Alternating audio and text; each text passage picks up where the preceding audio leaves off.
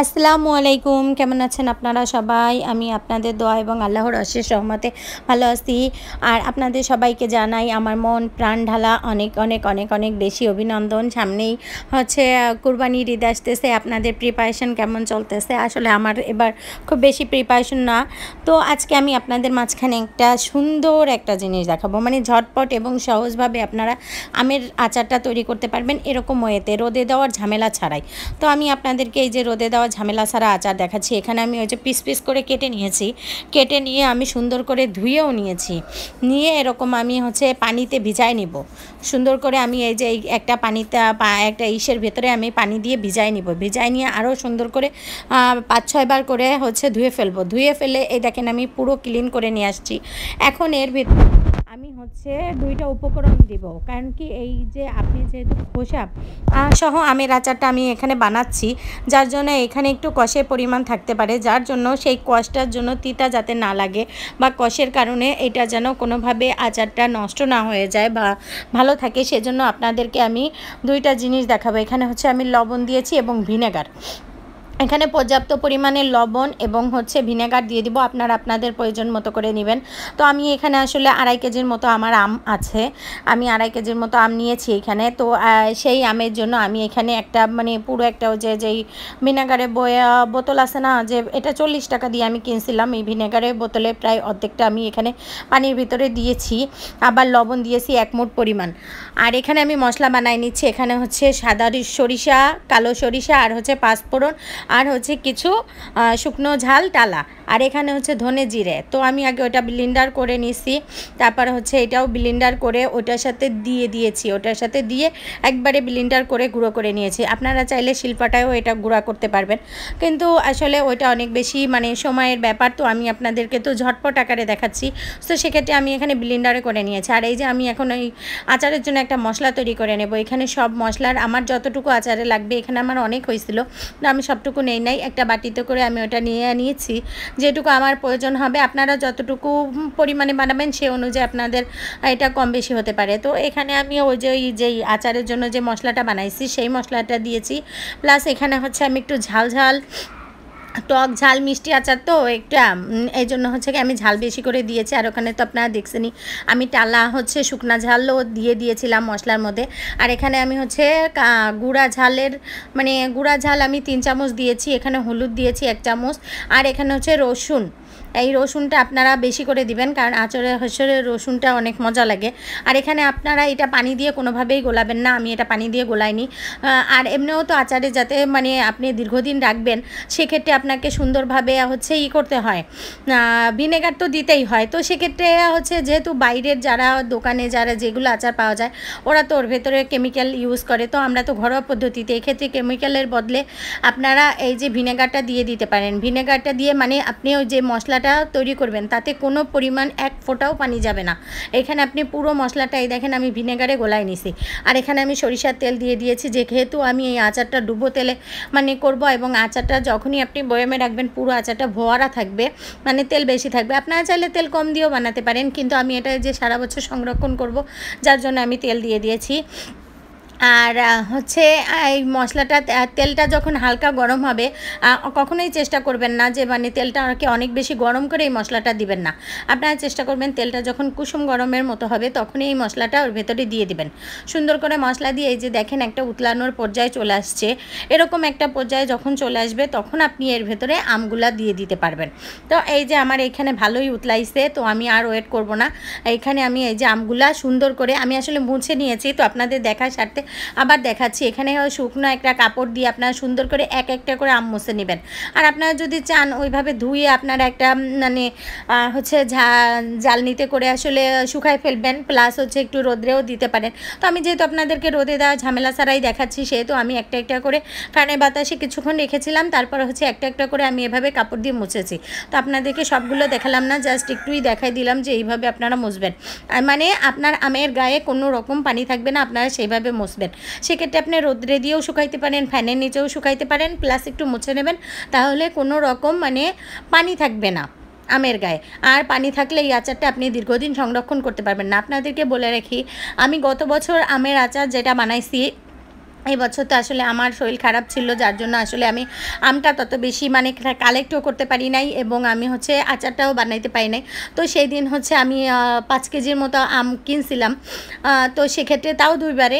তো সেক্ষেত্রে আমি ভাবলাম যে যেহেতু আঁঠি ফাড়া যাচ্ছে, সেহেতু আমার এই আচারগুলোর জন্য আঁঠি ফাড়ার মতো আমই লাগবে আমার। তো সেহেতু আমি ভাবলাম যে আপনাদেরকে এই আমের আচারটা বানাই আমি শেয়ার করি আপনাদের সাথে।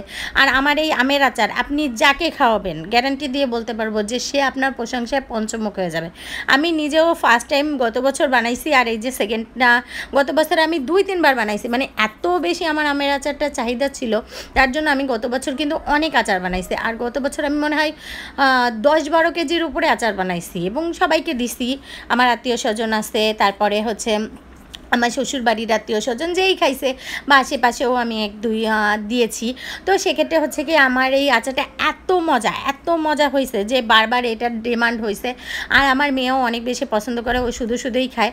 তো সেক্ষেত্রে হচ্ছে কি আমি আচারটা অনেক বেশি মানে বানাইছি। মানে গতবার আমি 3 বার বানাইছি, মানে ওই আমের সিজনে আমি আচার 3 বার বানাইছি। আর এবার আমি ভাবছিলাম কি হয়তো বা একবারও বানাইতে পারবো না। তো যাই হোক, এখানে আমি বানাই নিছি। আর এখানে দেখেন আমি আমটা পুরো তেলেই সিদ্ধ করব। আমি কিন্তু কোনো আম সিদ্ধ করে নেই নাই। অনেকে এটা করে কি সিদ্ধ করে নেয় পানি দিয়ে, সেক্ষেত্রে হয় কি আপনি সারা বছর সংরক্ষণ করতে পারবেন না। কিন্তু এই যে আমি যে প্রসেসিংয়ে করতেছি এতে আপনার সারা বছর সংরক্ষণ করবেন। আর এই যে আমি একটু আগে চিনি দিয়ে দিয়েছি, এখানে চিনিটা আপনারা মানে এই চিনিটা আপনারা খুব বেশিও দিতে পারেন আবার কমও দিতে পারেন। আমি মিডিয়াম আকারে দিয়েছি, যেহেতু আমার আমের আচারটা হালকা মানে টক থাকবে, মিষ্টি থাকবে, ঝাল থাকবে সব পরিমাণে। আপনারা যদি মিষ্টি বানাতে চান তাহলে আরও বেশি চিনি ইউজ করতে পারেন, কিন্তু আমি যেই চিনিটুকু দিয়েছি এতে আপনার মানে আমের আচারে এত টেস্ট হয় যা বলার মতো না। আর আমি ওই যে আপনাদের তো দেখাইছিলামই যে হচ্ছে আচারে আমি লবণ অলরেডি দিয়েছিলাম, মানে লবণ দিয়ে পানি দিয়ে ভিজায় রাখছিলাম। তো ওই সময় কিন্তু আমের মধ্যে 50% লবণ ঢুকছিল, যার জন্য আমি এখানে খাবার মানে লবণটা চেক করে তারপরে আমার যতটুকু মনে হয়েছে দেওয়ার লাগবে ততটুকু আমি আবারও লবণ অ্যাড করেছি। কিন্তু দুর্ভাগ্যবশত আমি সেটা আপনাদেরকে দেখাতে পাইনি। তো আপনাদেরকে বলে দিচ্ছি, এখানে এরকম একটা পর্যায়ে আসার পরে আপনারা মানে মুখে দিয়ে একটু চেক করে দেখবেন যে আপনাদের লবণ, চিনি বা ঝালের পরিমাণ ঠিক আছে কিনা। আমার যা দিছি আমার সব কিছুই পারফেক্ট ছিল, শুধু একটু লবণ কম ছিল, যার জন্য আমি একটু লবণ অ্যাড করছি। আর কোনো কিছুই আমার অ্যাড করতে হয় নাই। তো এই যে দেখেন আমি সুন্দরভাবে এই যে তেলের মধ্যে দেখেন তেল আর মশলা আর আচারটা এত সুন্দর আর এত ফ্লেভার ছিল, মানে 2-3 দিন ধরে আমার ঘরে শুধু আচারেরই মানে ঘ্রাণ। আমি আসলে আচারটা 2 দিন আগে বানাইছি, আপনাদের সাথে এটা 2 দিন পরে শেয়ার করতেছি। তো এখনও পর্যন্ত আমার ঘরের মধ্যে কি বলবো আচারের ঘ্রাণে মো করতেছে।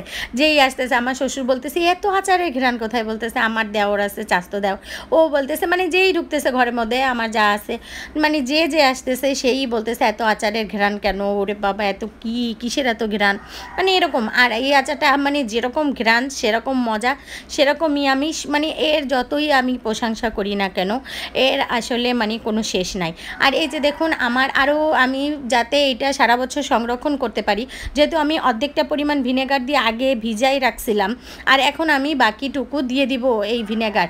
আমি আসলে বাকিটুকু পুরোটা দিই নাই, একটু রেখে দিয়েছিলাম তলে, কারণ কি পুরোটার আমার দরকার নেই, যেহেতু আমি ওটা ভিনেগার দিয়েই ওটাকে করছি। তারপরে মশলার মধ্যে আমি ভিনেগার ইউজ করছি।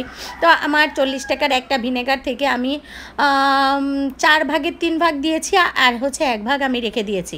আর এই যে এইভাবে আপনারা দেখবেন, একটু চেক করে দেখবেন যে হচ্ছে আপনার আমটা সুন্দরভাবে সিদ্ধ হয়েছে কিনা।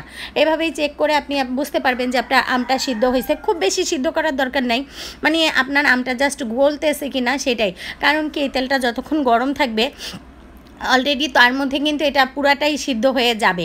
আর এই যে দেখুন এরকম একটা পর্যায়ে আপনারা আনবেন, মানে পুরাটা যদি গলে যায় তাহলে আসলে অতটা মজা লাগে না আমটা খেতে। একটু আস্তে দেখা যাবে, আবার ভিতরে আপনার নরম হবে, সফট হবে, আবার দেখতে মানে আস্তই দেখা যাবে। এরকম একটা পর্যায়ে রাখবেন, সেটাই সবচেয়ে মজা। আর বেশি গলানো জিনিসও ভালো লাগে না, দেখতেও ভালো লাগে না, আবার আপনি কারোর সামনে পরিবেশন করবেন সেটাও কিন্তু ভালো লাগবে না, তার খেতেও কিন্তু রুচিতে বাঁধবে। তো আগে ওই যে বলে না, আগে হচ্ছে দর্শনদারি তারপরে গুণ বিচারি।